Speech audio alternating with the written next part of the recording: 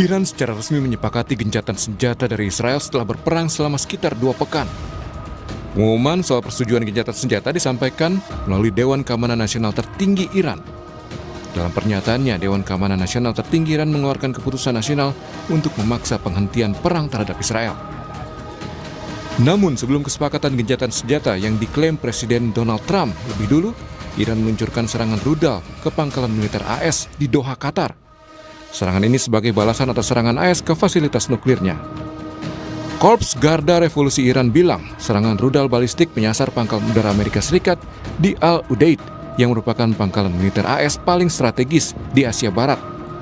Serangan ini menandai dimulainya operasi serangan balasan di mana pangkalan AS di Qatar dipilih menjadi target pertama. Serangan rudal Iran ke pangkalan militer Amerika Serikat di Qatar menuai respon pemerintah setempat. Juru bicara Kementerian Luar Negeri Qatar bilang pihaknya mengecam keras tindakan Iran itu. Qatar menyebut serangan Iran ke negaranya merupakan pelanggaran serius. Qatar mendesak semua pihak kembali ke meja perundingan dan mencari opsi perdamaian. تدين دولة قطر بأشد العبارات الهجوم الإيراني الصاروخي على قاعدة العديد الجوية القطرية. هذا الهجوم يمثل انتهاكا صارخا لسيادة دولة قطر ومخالفة لمبادئ حسن الجوار ويمثل اعتداء على الشرعة الدولية والقانون الدولي. وتؤكد دولة قطر أنها تحتفظ بحق الرد بما يتوافق والقوانين الدولية وبما يتناسب وشكل وحجم هذا الهجوم.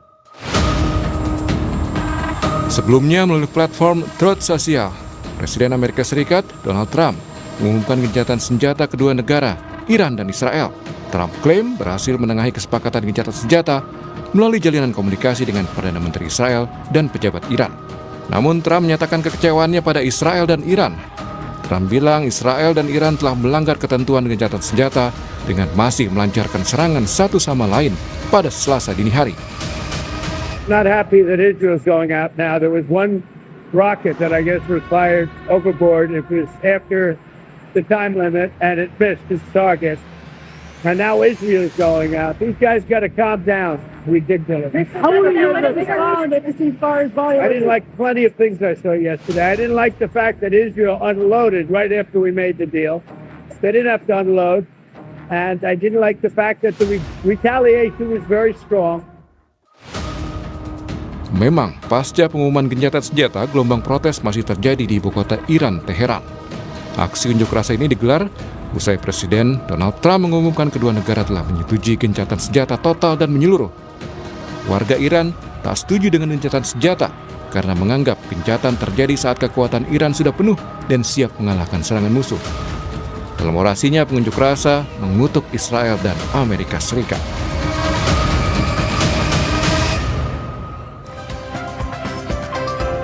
Saudara, soal gencatan senjata Iran-Israel yang paling penting adalah bagaimana benar-benar menghentikan perang kedua negara. Kita akan ulas bersama pengamat geopolitik dan juga hubungan internasional yang juga pernah menjabat sebagai Dubes RI untuk Iran 2012-2016, Dian Wirengjurit dari sambungan Zoom. Selamat pagi Pak Dian. Pagi Mas Fernando. Ya, dan hadir juga di studio saudara pengamat Timur Tengah Pak Hasibullah Satrawi. Selamat pagi Pak. Selamat pagi Mas Bram.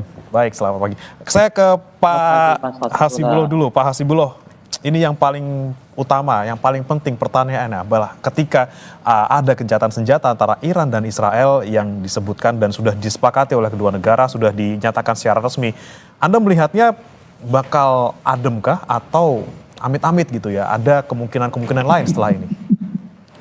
Ya, begini Mas, kita harus membacanya secara lebih jernih dan satu persatu. Sebenarnya kan ada dua konflik dalam satu eskalasi ini. Yaitu yang pertama adalah Iran dengan Israel, lalu yang kedua Iran dengan Amerika. Gara-gara Amerika masuk di lintasan tanggal 22 kemarin melakukan serangan itu. Nah, saya melihat dari berbagai macam perkembangan yang ada, terutama juga di Amerika, maka mengharuskan ini untuk melakukan gencatan senjata. Ini mungkin nanti di segmen berikutnya kita urai. Karena misalkan salah satu dampak kepada kepentingan politik dalam negerinya Amerika tidak tanggung-tanggung. Ini akan betul-betul menimbulkan efek domino. Kalau ini lanjut di antara Iran dengan Amerika.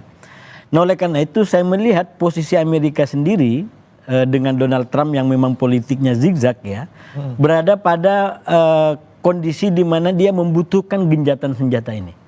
Jadi saya mengamatin ini sudah mendekati 24 jam semenjak jam 7 waktu setempat kemarin diumumkan diberlakukan, atau jam 11 siang kurang lebih waktu Indonesia Barat. Sekaligus saya mengkoreksi kemarin di TV lain saya terbawa dalam logika jam di sini, jadi agak kurang pas penjelasannya. Jadi ini kan berarti sudah melewati 12 jam pertama. 12 jam pertama berarti itu antara jam 11 siang di kita sampai jam 11 malam. Itu 12 jam pertama. Nah, di 12 jam pertama masih terlihat memang adanya gondok-gondokan kalau kata orang di sini. Karena memang dua pihak di antara Iran dengan Israel ini dua negara yang sama-sama kuat faktanya sekarang. Bahkan saya bilang perang ini membuka realitas baru tentang kecanggihan senjata Iran yang sekarang sudah tidak akan bisa lagi dilupakan orang. Penguasa Timur Tengah secara militer bukan hanya Israel, tapi Amerika Iran bisa mengimbangi itu. Jadi ini faktanya. Jadi negara sama-sama kuat seperti ini dipaksa oleh Trump terutama untuk melakukan sebuah genjatan senjata, karena di peta konflik di antara Iran dengan Amerika yang saya bilang tadi, situasinya mengharuskan ini untuk berada dalam sebuah genjatan senjata. Oleh karena itu menurut saya faktornya sekarang ini, termasuk ini udah mendekati 24 jam, ya kurang beberapa jam lagi berarti kan, maka kuncinya adalah Amerika. Yang kita lihat memang sempat di 12 jam pertama ada dinamika, karena memang kurang lebih 45 menit atau 15 menit menuju jam 7 itu masih habis-habisan itu. Dimulai dari Amerika nyerang, Iran nyerang, Israel nyerang sampai membunuh salah satu ahli nuklirnya Iran, dan dibalas dengan serangan yang keras sekali. Itu sampai 4 atau 5 korban jiwa, belum lagi kehancuran-kehancuran yang luar biasa. Nampaknya Israel juga tidak terima dengan itu, karena itu pas di kurang lebih jam 7. Nah lewat sedikit dianggap masih ada sisa roket yang meluncur. Jadi itu dianggap sebagai pelanggaran kesepakatan senjata, dan itulah yang dimention oleh Presiden Trump dengan sangat keras untuk menghentikan. Nggak boleh lagi ada serang menyerang di antara ini semua. Dan efeknya menurut saya dari tekanan dan kunci yang dikuatkan lagi oleh Presiden Trump, 12 jam terakhir sampai sekarang ini tidak terjadi lagi kontak senjata di antara kedua belah pihak. Jadi kuncinya menurut saya ada di komitmen Presiden Trump dan Amerika. Walaupun memang dari Iran dan juga Israel sama-sama ngotot, sama-sama tidak mau mengaku kalah gitu ya, sama-sama keras, masih punya dendam, masih punya panas yang membara di diri mereka masing-masing, tapi di sini berarti memang satu-satunya ataupun kuncinya ada di Trump sebenarnya. Kalau misalnya Trump tidak muncak-muncak kemarin ketika Israel kemudian terakhir balas serang lagi karena dianggap melanggar gencatan senjata, berarti bisa jadi akan lanjut dong, Pak. Iya, ini menurut saya memang harus ada perubahan logika berpikir tentang keamanan dan perdamaian di Timur Tengah. Kalau kita betul-betul ingin sebuah perdamaian yang permanen. Kalau selama ini kan terus terang logikanya itu adalah mendukung Israel untuk menjadi penguasa mutlak dengan berbagai macam kecanggihan teknologi militer yang tidak bisa diimbangi oleh negara manapun, termasuk katakanlah negara-negara sekutu dekat Amerika yang lain yang dari bangsa Arab misalkan, yang sempat ditarget juga oleh Iran misalkan, itu kan tidak bisa mengimbangi itu. Nah kalau begitu kan berarti logikanya bukan perdamaian, tapi logikanya adalah pemaksaan melalui satu negara yang superior di segala sisi. Nah ini yang menurut saya dengan perang sekarang 12 hari ini dirombak oleh sistemnya Iran, dibalikkan dengan kenyataan baru, suka atau tidak suka, Iran sekarang menjadi penguasa baru di Timur Tengah yang saya yakin itu akan memberikan dampak ke depan. Oleh karena itu menurut saya di level ide tentang perdamaian ke depan tidak bisa lagi cukup dengan ide superiority seperti ini. Harus kembali kepada basic perdamaian yang lebih kuat, yaitu coexistence atau saling menghormati satu sama lain. Nah ini yang menurut saya harus betul-betul ditumbuhkan ke depan, bukan lagi satu negara dijunjung setinggi-tingginya, diangkat setinggi-tingginya, lalu yang lain tidak diberikan kemampuan untuk jangankan menyamai, mendekati saja tidak dimungkinkan. Nah ini kan kalau kita punya desain gitu, kalau kata salah satu pejabat di Iran, mungkin infrastruktur nuklir Iran bisa dihancurkan, tapi ilmu yang sudah mereka kuasain itu tidak akan bisa dihalangi. Jadi ini realitas baru yang menurut saya kita harus adaptasi dengan ini semua. Di sini Iran juga ada kesempatan untuk menunjukkan bahwa ya saya juga punya power di sini dan bukan satu-satunya Israel yang punya di wilayah Timur Tengah ini. Kemudian saya ke Pak Dian Wirangjurit. Pak Dian, Anda melihat memang di sini kata Pak Hasibullah tadi adalah peran Amerika Serikat sangat besar, terutama Presiden Trump untuk bisa menghentikan serangan antara kedua negara. Dia yang juga pertama kali kemudian mengatakan ataupun mendeklarasikan gencatan senjata, tapi dari kedua negara sendiri Anda melihat karakternya seperti apa sebenarnya Pak Dian, dari Iran maupun Israel, karena sama-sama pemimpin negara masing-masing ini masih kayak ngotot gitu Pak dari pernyataannya ketika gencatan senjata sudah sama-sama disepakati. Terima kasih Mas. Begini, pertama saya mau coba sedikit tentang gencatan senjata ya. Harus diingat bahwa yang namanya gencatan senjata adalah penghentian kontak senjata sementara, Mas. Jadi segala sesuatu masih mungkin terjadi pasca gencatan senjata ini yang mungkin gagal kalau salah satu pihak tidak punya komitmen untuk menepatinya. Saya mau mengingatkan yang namanya Netanyahu, yang namanya Presiden Donald Trump itu susah dipercaya. Karena beberapa kasus menunjukkan komitmen yang mereka sampaikan tidak dilakukan, bahkan dilanggar. Contohnya paling gampang, ketika tanggal 10 itu, ini berkali-kali saya sampai mengingatkan, tanggal 10 Juni itu delegasi Iran dan delegasi Amerika bertemu untuk melanjutkan perundingan damai yang dulu dibubarkan oleh Donald Trump, JCPOA itu. Mereka menganggap akan ada suasana tenang. Ternyata 3 hari kemudian Israel menyerang Iran. Sama halnya tanggal 20 Juni ketika Presiden Donald Trump menyatakan setelah perang seminggu Israel dan Iran, Amerika Serikat akan melihat 2 minggu ke depan apa yang akan dilakukan dalam konteks ini. Ternyata gak nyampe 2 minggu udah langsung serang ya Pak ya? Tidak sampai 2 minggu, 3 hari langsung diserang. Nah, saya belum lagi kalau kita bicara kembali soal Gaza ya, berapa kali gencatan senjata yang katanya sudah disepakati dilanggar Israel. Nah, buat saya begini, kalau tadi dikatakan memiliki kekuatan yang sama antara Iran dan Israel, mungkin secara militer ya, tapi harus diakui Israel itu ya sombong, gegabah. Dia pikir dia tadi yang disampaikan Mas Hatio bahwa di Timur Tengah ternyata ada kekuatan yang selama ini diabaikan, di underestimate, dikecilkan, yaitu yang namanya Iran. Mereka Israel istilahnya itu apa ya, jor-joran di Gaza, dihancurkan, dibasmi, genocide dilakukan di sana. Sebagian energinya saya yakin sudah terkuras di sana, termasuk semangat para prajuritnya. Nah, sekarang mencari medan baru, medan laga baru dengan mengusik Iran yang selama ini sudah menahan diri dengan serangan mendadak. Dan saya tidak heran kalau balasan Iran akan sangat frontal dan total.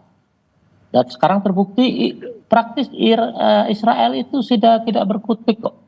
Israel itu kan tidak akan bisa bertingkah atau menganggap diri paling hebat di Timur Amerika Tengah ya Pak? tanpa Amerika. Sama sekali tidak. Nah, itu yang dilupakan oleh Israel, seakan-akan Amerika itu ya mungkin dianggap dewanya, mungkin dianggap induk semangnya, terserah, tapi yang pasti sekarang dia mendapatkan pelajaran. Nah, saya mau mengingatkan begini, kembali kepada tadi perkataan ceasefire tadi. Di Amerika sudah sejak lama beredar karena dia selalu menganggap negara lain itu sebagai apa ya, tidak akan mampu menghadapi dia. Ada poster yang selalu beredar itu. Trust no one, artinya jangan percaya siapapun.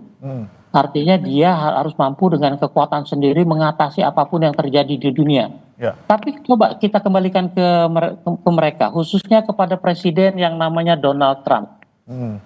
Trust no one, saya tidak pernah percaya yang namanya kata-kata Donald Trump termasuk dalam konteks Timur Tengah. Terima kasih. Oke, jadi kalau melihat karakter dari Israel dan juga Amerika Serikat, ini ada kemungkinan amit-amit gitu ya Pak, ada pelanggaran dalam gencatan senjata ini oleh mereka?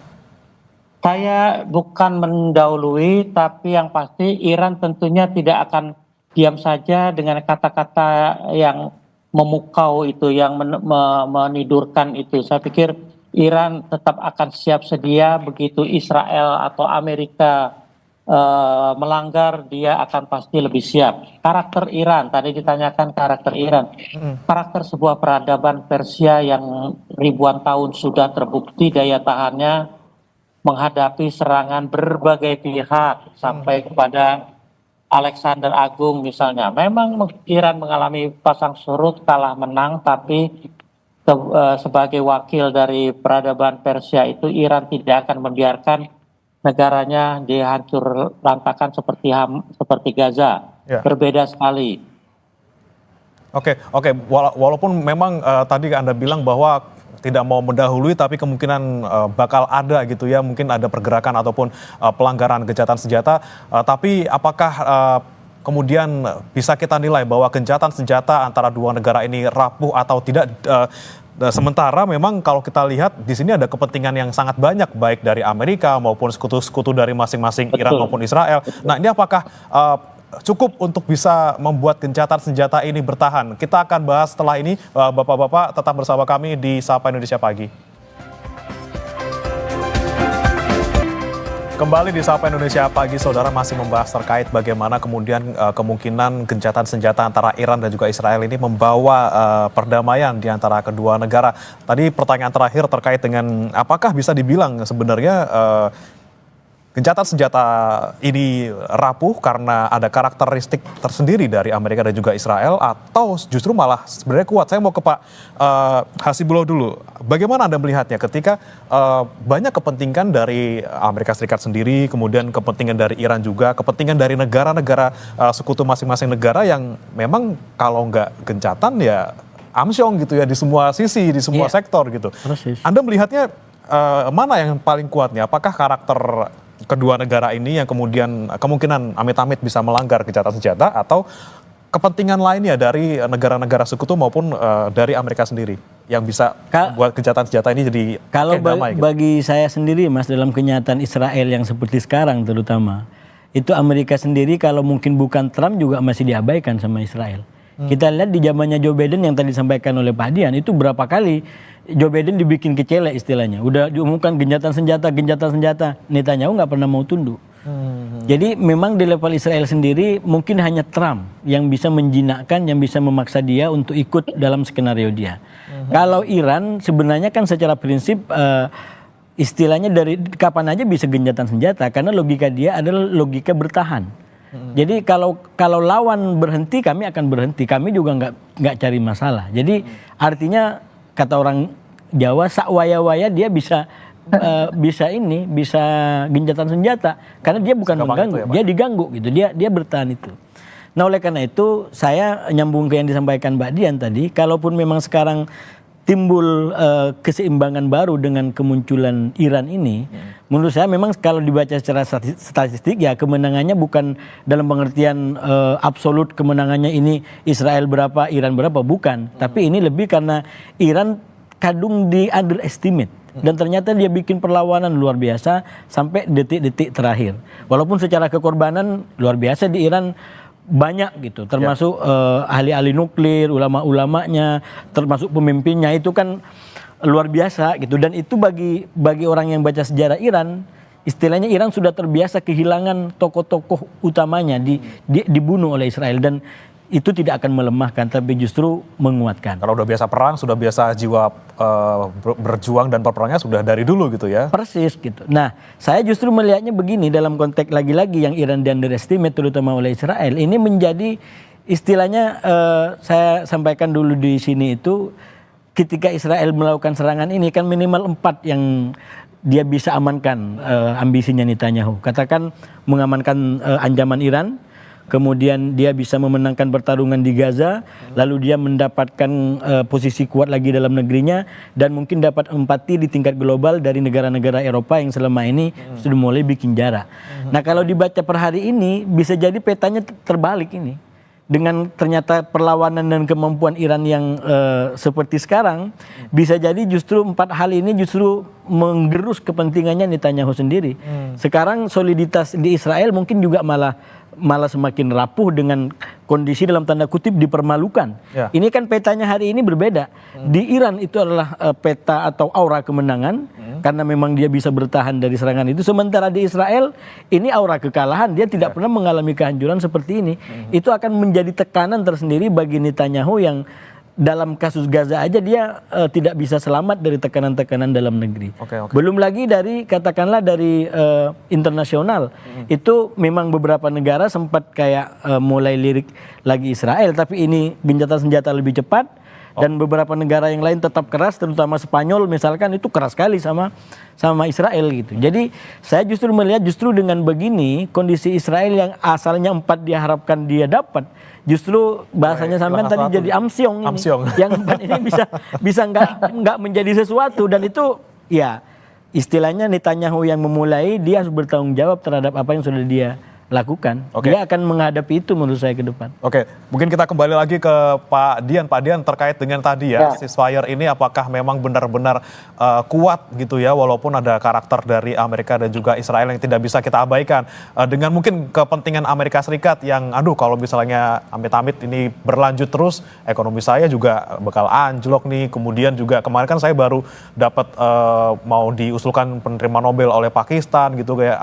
Nah, Anda melihat gencatan senjata ini tuh bagaimana Pak? Apakah akan kuat dengan adanya kepentingan-kepentingan terutama dari Amerika Serikat atau seperti apa? Terima kasih. Begini, saya ini menarik, melanjutkan Mas Hasibullah juga ini. Sebenarnya semuanya simpel kok. Dari pengalaman sejarah ya. Tahun 67 itu Israel yang kecil dan baru belum lama terbentuk sudah diserbu oleh 5 negara. 3 lah, Mesir, Yordan, Syria, dan Lebanon, dibantu oleh Arab Saudi.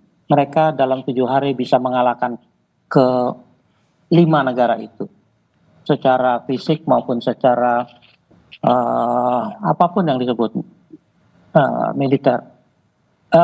Dari pengalaman itu Israel beranggapan dia punya kekuatan yang luar biasa. Ketika negara-negara itu kalah, Mesir kehilangan Sinai misalnya, Syria kehilangan Golan, Lebanon kehilangan El Sab, Yordania kehilangan tepi barat.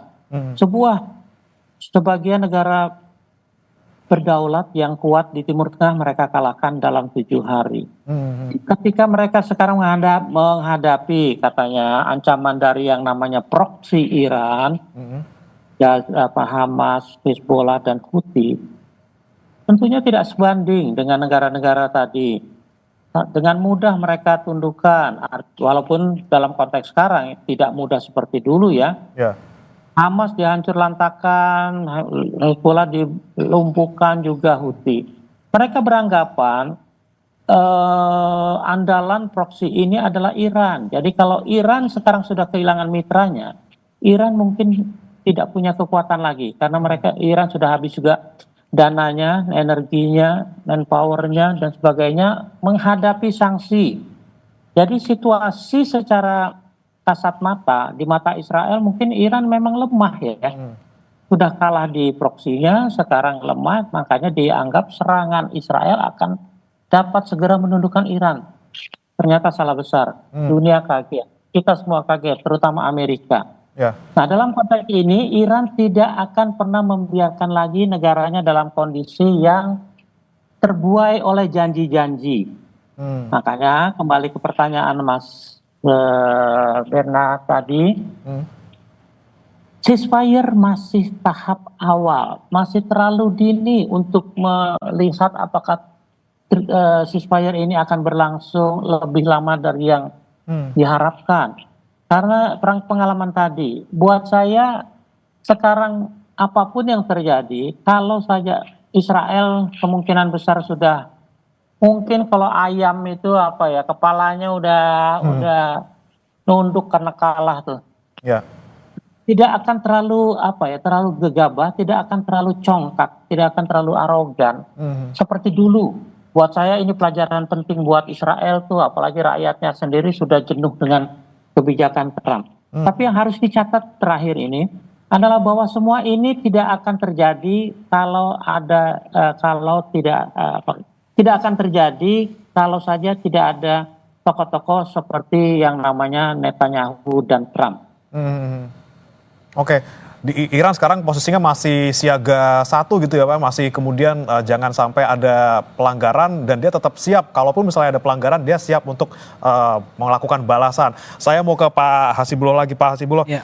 Anda melihat kalau ketika sudah ceasefire, walaupun terakhir memang Iran kemudian menyerang Qatar walaupun di pangkalan militer Amerika Serikatnya. Anda melihat peta Timur Tengah ketika ada serangan dari Iran di wilayahnya Qatar, kemudian bagaimana hubungannya dengan negara-negara lain ya seperti Arab Saudi, Uni Emirat Arab.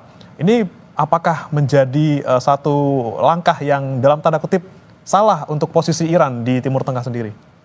Iya, saya rasa memang peta kekuatan di antara Iran dengan Amerika itu butuh segmen tersendiri itu Mas Buktinya. Ini kan semua yang kita bicarakan adalah peta kekuatan di antara Iran dan Israel. Itu oke, cukup sampai di sini. Bagaimana Iran dengan Amerika? Menurut saya memang secara analisa saya bisa sampaikan Iran butuh kalkulasi lebih lanjut. Dan bentuk kalkulasinya itu makanya dia datang ke Rusia untuk memastikan kira-kira backupnya ini seperti apa. Nah saya menduga pertemuan dengan Vladimir Putin itu tidak terlalu mendukung untuk perang total dengan Amerika. Sekali lagi Amerika kalau bagi Iran itu nggak ada bedanya dengan Israel. Malah selalu dikatakan Amerika itu setan besar, kemudian Israel itu setan kecil. Itu doktrinnya mereka begitu dalam konteks memetakan lawan-lawannya gitu.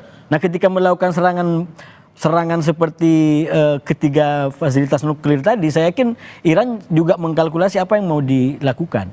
Nah saya menduga mungkin pertemuan dengan Putin itu tidak terlalu mendukung untuk perang total.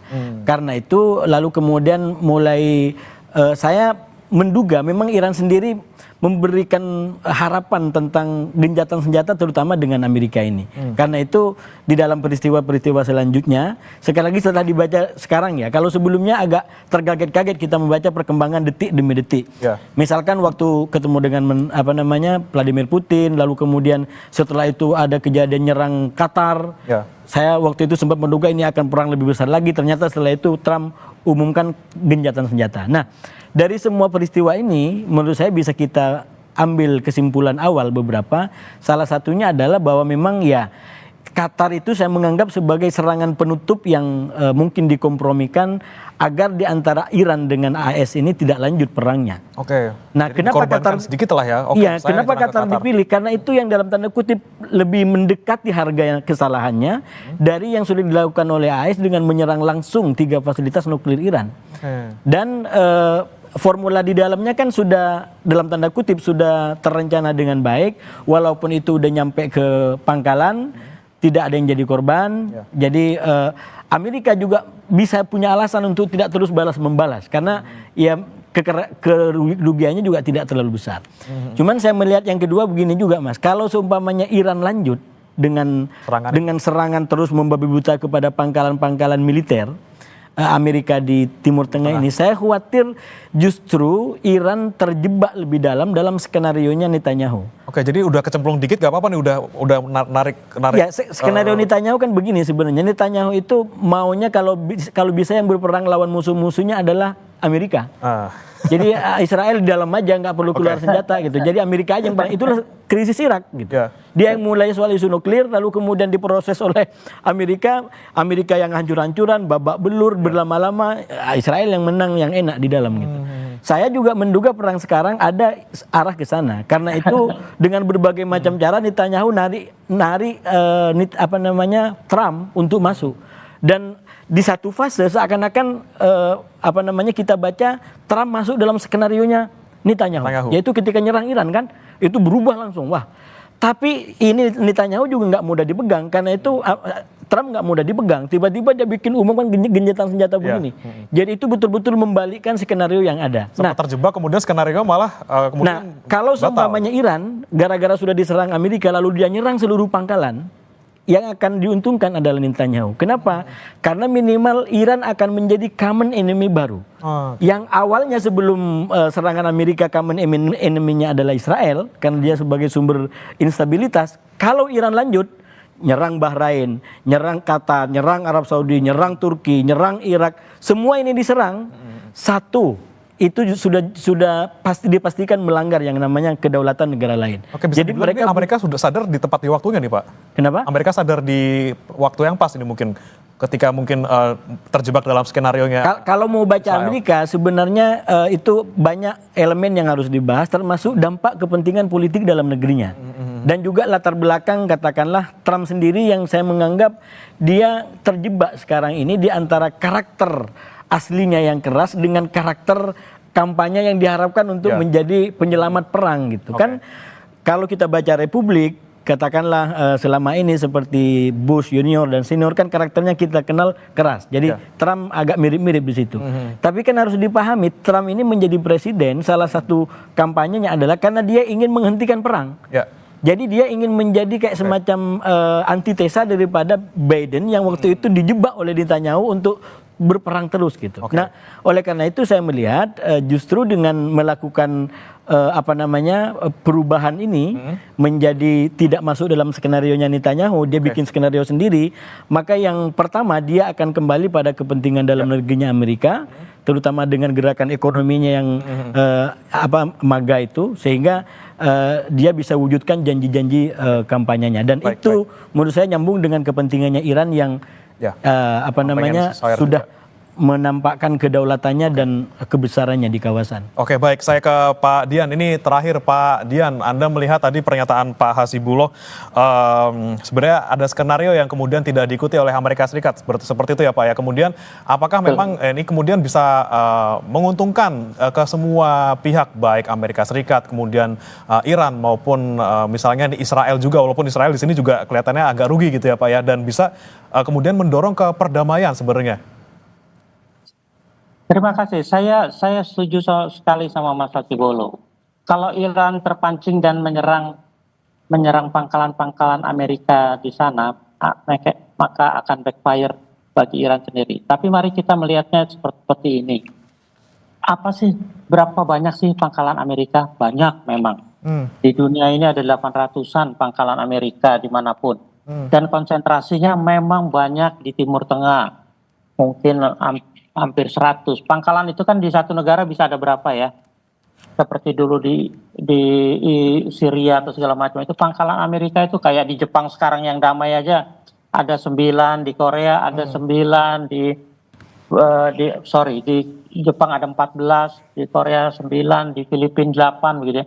Di tempat-tempat yang tidak ada apa-apa aja pangkalannya dipertahankan dengan kesiagaan. Apalagi di kawasan yang namanya hotspot. Timur Tengah salah satu hotspot tradisional. Nah, pangkalan-pangkalan Amerika itu apa sih tujuannya? Satu, melindungi Israel. Karena di sana tidak ada lagi pergolakan besar seperti perang-perang tahun 67, tahun 73, apalagi tahun 80, 90 ketika Irak menyerang Israel, ada yang perang Gulf segala macam ketika Kuwait menginvasi. Irak menginvasi Kuwait, tidak ada lagi. Jadi semua konsentrasi pangkalan militer itu memang untuk menunjang kemampuan pertahanan Israel. Dan karena doktrina Israel memang mengikuti induknya untuk coba-coba ofensif, sementara tadi dikatakan secara benar oleh Mas Hasibullah bahwa Iran itu pada dasarnya defensif, Jadi Iran sebenarnya tidak terlalu memikirkan urusan itu, urusan Israel. Sampai ketika kepentingan nasionalnya, territorial integrity-nya diganggu oleh Israel. Nah, kalau sekarang Iran berani mulai menjawab serangan Amerika dengan menghancurkan pangkalan militer di Qatar, itu bukan tanpa alasan. Pangkalan militer di Qatar itu pangkalan pusatnya, karena serangan Israel dan Amerika selama ini dilakukan lewat udara, karena memang itulah cara satu-satunya. Makanya nomor satu menjadi sasaran adalah Qatar. Dan saya yakin Qatar sama Iran itu hubungannya baik. Meskipun jelas melanggar teritorialnya Qatar, tapi pasti sudah ada komunikasi antar mereka. Oke, baik. Kita harapkan semoga Pak, walaupun misalnya tadi Anda menyebutkan bahwa ada kemungkinan gencatan senjata ini kemudian ada dalam tanda kutip diganggu seperti itu dengan adanya pelanggaran-pelanggaran, namun kita harapkan semoga ini menjadi langkah awal dari kedua negara dan juga nanti terutama bagaimana kondisi geopolitik di Timur Tengah semoga kemudian bisa lebih stabil dan juga tidak berlanjut serangan-serangan maupun perang di antara negara-negara Timur Tengah. Terima kasih Pak Dian Wirangjurit, pengamat geopolitik dan juga hubungan internasional, dan sekaligus Dubes RI untuk Iran 2012-2016, dan juga sudah hadir Pak Hasibullah Satrawi, pengamat Timur Tengah, sudah bergabung bersama kami di Sapa Indonesia Pagi. Selamat pagi Bapak-Bapak, salam sehat. Terima kasih.